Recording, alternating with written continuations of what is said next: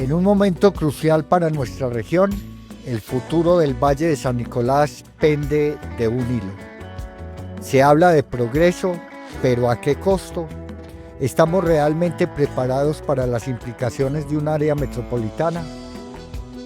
Hoy y en las próximas semanas tendremos a los líderes y voces más influyentes que valientemente alzan su voz y advierten sobre los peligros ocultos de esta propuesta.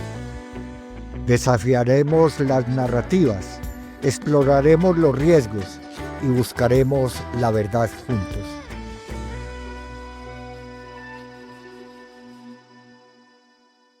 Amigos y amigas del Oriente Antioqueño, de esta maratón de voces ciudadanas en contra del área metropolitana del Oriente Antioqueño, tengo tal vez al analista de conflicto urbano más importante que tenemos en Colombia, Fernando Quijano. Él es el director de análisis urbano y ha hecho diferentes análisis, diferentes estudios sobre el tema del conflicto aquí en el Oriente Antioqueño. Por eso es mi invitado el día de hoy. Fernando, bienvenido a esta maratón que ya pasa los 100.000 visitantes en solo una semana y demuestra el interés que tiene el territorio por conocer, por tener elementos, por tener argumentos frente a lo que está pasando en el Oriente y a lo que puede pasar en el futuro. Bienvenido. Oscar, muchas gracias por la invitación, gracias a toda la gente que nos está viendo y obviamente seguimos muy de cerca el tema de la maratón. El tema de una posible área metropolitana en el Oriente, pues obviamente está generando confusiones, preocupaciones y sobre todo un debate muy fuerte. Yo quería invitarlo, Fernando, precisamente porque como analista del conflicto urbano, usted conoce desde el fondo todo lo que está pasando en el Valle de Aburrá y todo el tema con las estructuras que ha venido dándose por décadas. Cuéntenos un poco cómo es esa conformación de las estructuras que se da en esos municipios que hacen parte del área metropolitana del Valle de Aburrá. Bueno, nosotros hemos planteado que el área metropolitana del Valle de Aburrá, la subregión del Valle de Aburrá o la ciudad metropolitana de Medellín, tiene una presencia de actores armados en un 80 y podemos decir hoy en un 85% del Valle de Aburrá. O sea, su presencia es real. De los 10 municipios del Valle de Aburrá, 9 tiene influencia de las estructuras armadas organizadas de Medellín y el Valle de Aburrá. En concreto, tiene presencia la oficina del Valle de Aburrá, que han denominado la oficina de Envigado, tiene presencia los Triana, tiene presencia del Mesa, tiene la presencia del Trianón, tiene presencia la Agonía, tiene presencia de muchas estructuras y subestructuras y bandas. Hablamos de 350 bandas en la ciudad de Medellín, unas 500 bandas en el Valle de Aburrá. La mayoría están plegadas a la oficina, hacen parte de la oficina, como la base de soporte de la estructura que es la oficina, y otras que son independientes están ahí. Pero del Valle de Aburrá se irriga los problemas hacia otras subregiones, hacia el suroeste antioqueño. Hoy el suroeste es una zona de confrontación muy fuerte, no solo por la presencia de estructuras armadas del Medellín y el Valle de Aburrá, sino por la presencia de las disidencias de FARC, por la presencia del ejército gaitanista de Colombia, vuelvo y lo repito, mal llamado Clan del Golfo. Por la existencia misma se dice que en las goteras, en la frontera suroeste de Chocó, se está sintiendo fuerte la presencia del Ejército de Liberación Nacional, bandas independientes de mar. Pero igual esos problemas se están irrigando al oriente. Aquí hay presencia de toda la mayor parte de estructuras armadas del Valle de Aburrá. Hace presencia también el ejército gaitanista, hacen presencia estructuras del Magdalena Medio, hacen presencia muchas, inclusive bandas que digamos son históricas en esta parte de la subregión del Oriente, caso de los Pamplona, que muchos creyeron que estaban desmantelados y obviamente siguen operando. Entonces, frente a la pregunta es eso, allá hay todo un engranaje, toda una estructura, una presencia real sobre territorio, y eso se está presentando ya en buena parte del oriente antioqueño, suroeste de Antioquia, occidente antioqueño y así sucesivamente. Usted también ha comentado en varias entrevistas nacionales e internacionales, Fernando, que esas estructuras han permeado funcionarios públicos y agentes del Estado. Esa connivencia que se ha dado en Medellín, la gobernabilidad que se dio, por ejemplo, en alguna época, tiene impacto en el crecimiento, en el fortalecimiento de esas estructuras. Mira, en Medellín, la subregión del Valle de Aburrá, en el oriente antioqueño, en el norte, en el occidente, en el suroeste, en el nordeste y en la mayor parte de Colombia, las estructuras armadas organizadas crecen, se fortalecen y se consolidan porque tienen protección oficial. Si no existiera la protección oficial, sería mucho más controlada, habría más formas de controlarlas, de someterlas o de atomizarlas o de dejar que no tengan crecimiento. Pero desde que existe la nómina paralela, que es la nómina que tienen sectores de la institucionalidad con el crimen, pues obviamente esa protección oficial se va a dar. Se siente en todas partes, se siente en el Magdalena Medio, se siente en el oriente, se siente en el norte de Santander, donde usted quiera, se siente porque siempre va a existir esa protección. Claro, Fernando, lo que hace mucho más dificultoso para el Estado, para el gobierno, pues lograr controlar esas estructuras por la vía represiva, y por eso se abre la posibilidad de que hoy en una mesa de paz en Itagüí, pero también en una mesa de paz con el ejército gaitanista, pues se puedan lograr por lo menos acuerdos que saquen a la población civil. Mira, la propuesta que tú vienes presentando y que estás impulsando sobre convertir un espacio de paz, el oriente antioqueño, es una propuesta que ya debería haber sido acogida por el gobierno nacional. Ya debería estar el comisionado consejero hablando contigo. Ya debería estar la presidencia de la República haciendo lo propio. Debería estar la gobernación, las alcaldías locales del oriente antioqueño. ¿Por qué? Porque es cierto, hay un espacio sociojurídico instalado en la cárcel La Paz de Itagüí, con problemas, con no avances tan significativos, con retrasos, con una falta de real, digamos, de más fuerza de parte del gobierno nacional, existe y ha ayudado a hacer un espacio, un muro de contención. Con el espacio sociojurídico que se instaló con el ejército gaitanista de Colombia, que hoy el presidente ya habla del autodenominado ejército gaitanista, nos da la razón de que Clan del Golfo no existe. Ahí está la razón clara. Las mismas palabras del presidente lo dice. Entonces, ese espacio, en las zonas donde tiene control total el ejército gaitanista, hay reducción. Se presentan muros de contención. En zonas de confrontación, pues obviamente no lo hay. ¿Qué podemos hacer con el oriente? Traer esos espacios sociojurídicos a que nos ayuden a construir la paz en el oriente antioqueño. Imagínese usted, oriente antioqueño, la subregión de la paz urbana y rural del departamento de Antioquia. Sería un gran logro. Desafortunadamente, parece que hay oídos sordos, parece que son otros los intereses porque parece que no se escucha. Una propuesta que nos puede sacar al oriente de profundizarse una guerra urbana y rural en el oriente. ¿Qué actores? Todos los actores, porque todo el mundo está por acá metido. Y hay otros que están pensando llegar. Caso de disidencias de FARC y, ¿por qué no?, el mismo Ejército de Liberación Nacional. Por supuesto, y es muy notable los últimos hechos, Fernando. Ya hay embolsados en Marinilla y en Río Negro, un atentado a plena luz del día en la zona más céntrica y más concurrida de Río Negro en días pasados a un comerciante.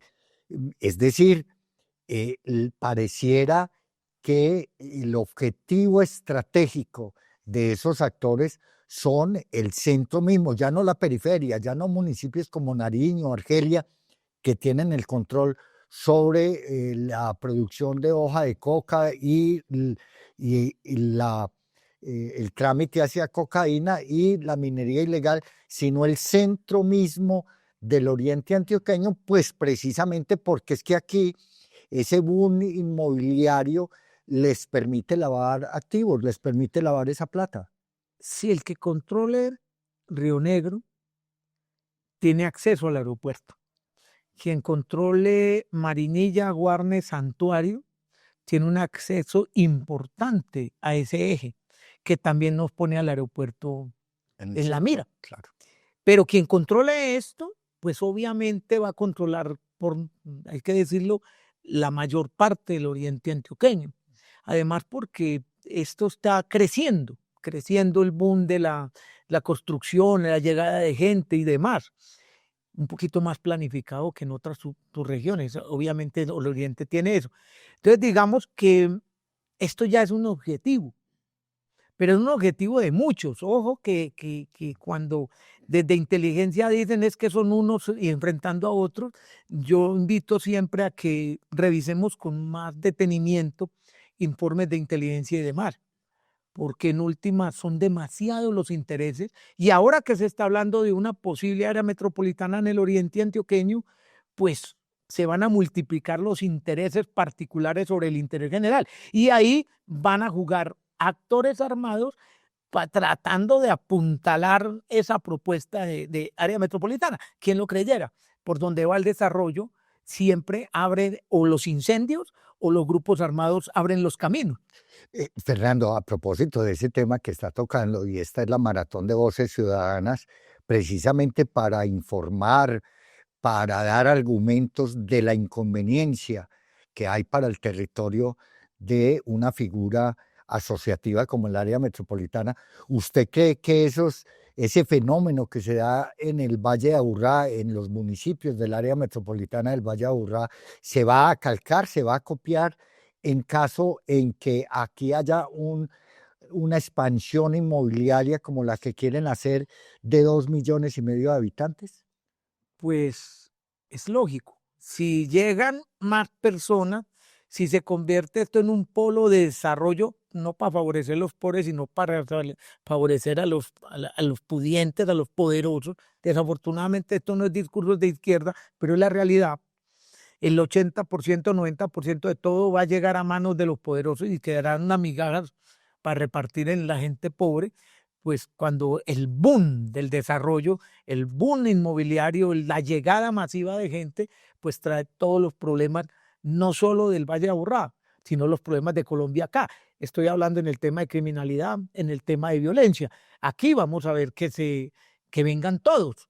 Y cuando digo todos, se nos olvida unos, que hoy juegan duro en esta parte de Colombia, el crimen transnacional. Recuerde presencia del Tren Aragua, recuerde la presencia de la Gran Alianza. Aquí han capturado varios. Recuerde la presencia de miembros de carteles mexicanos, de la mafia holandesa, la mafia inglesa. O sea, ahí sí se puede decir que se consolida el paraíso criminal del crimen transnacional y obviamente pues del crimen departamental y del crimen nacional. Yo quería invitarlo, Fernando, porque para nadie es un secreto su trabajo de décadas en el análisis del conflicto urbano.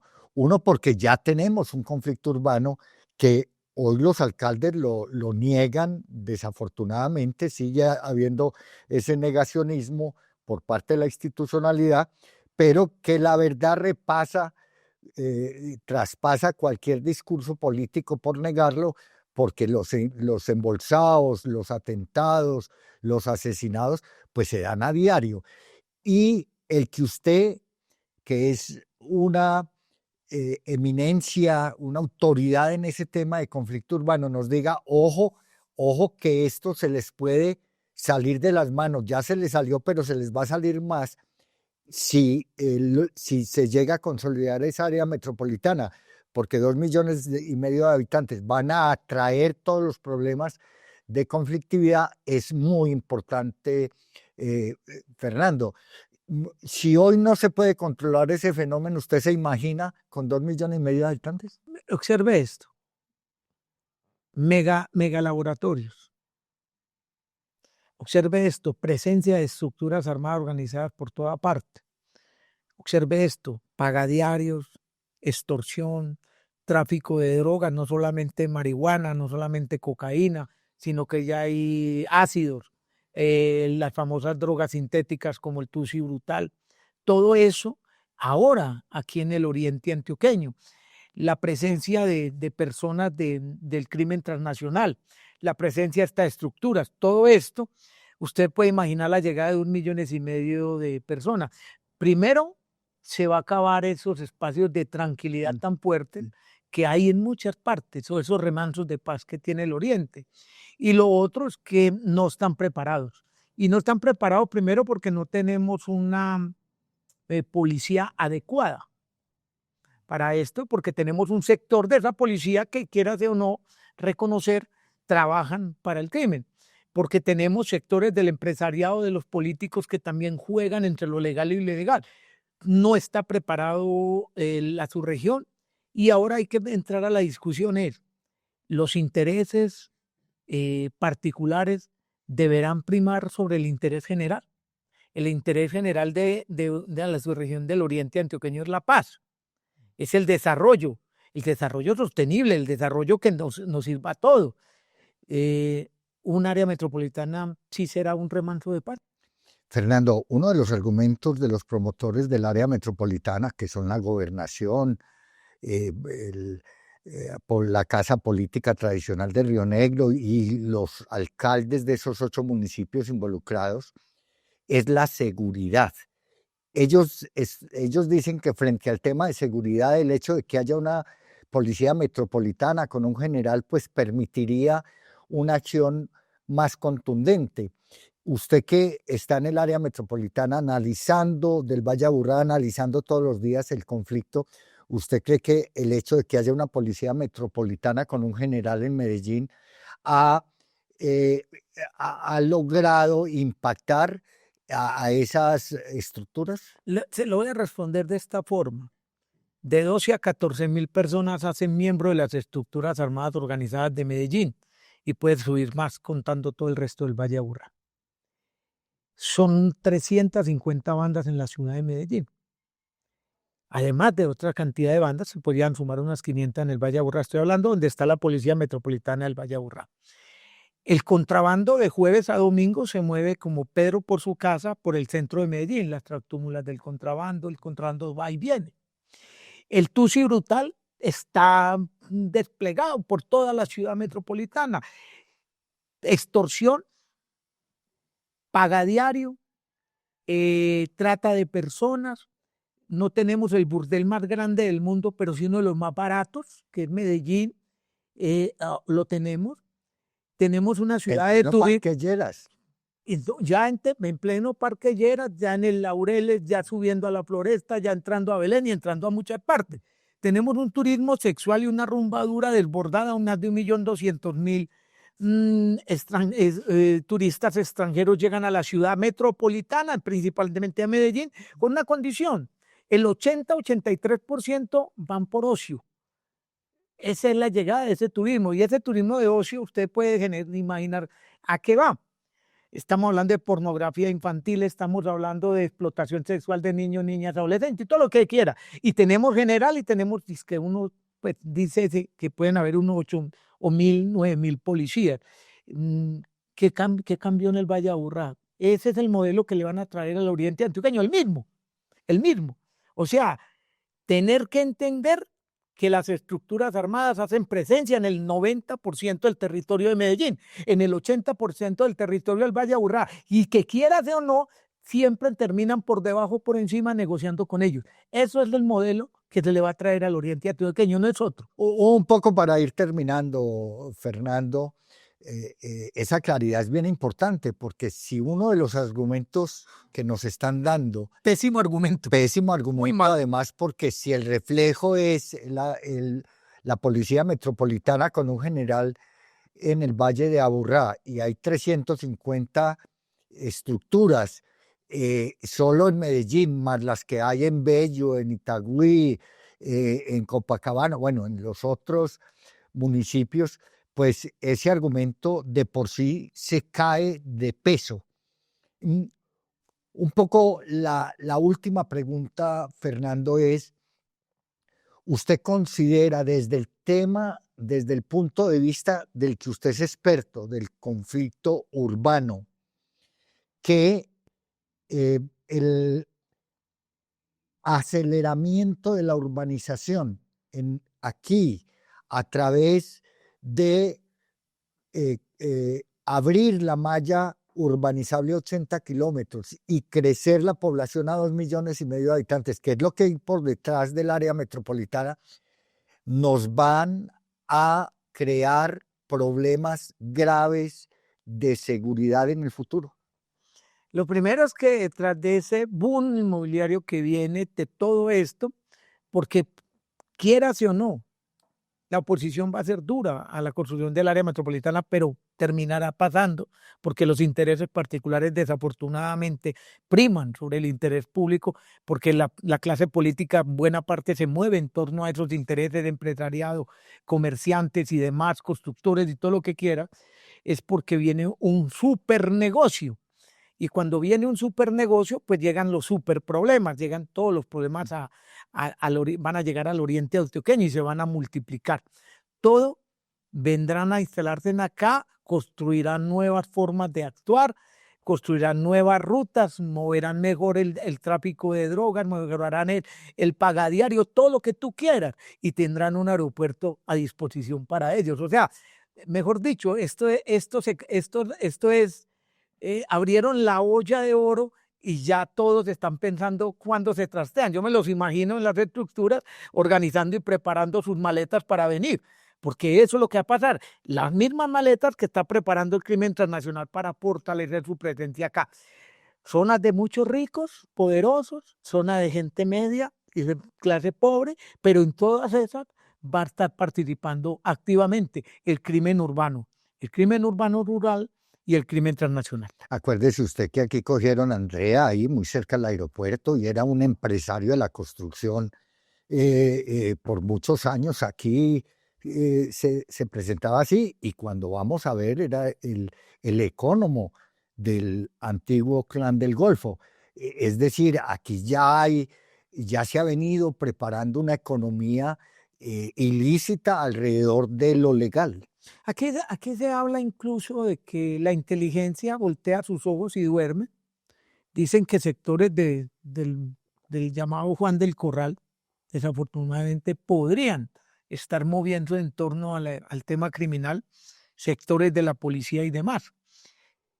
Todo eso con único, cierran sus ojos frente a las realidades. Presencia del Tren de Aragua en el oriente antioqueño, presencia de mafia mexicana en San Antonio de Pereira, todo este movimiento acá, paso de depredadores, de pedófilos, de traficantes de droga, de todo lo que usted quiera por el aeropuerto José María Córdoba. Y pues, algunos los ven y la mayoría nadie los ve.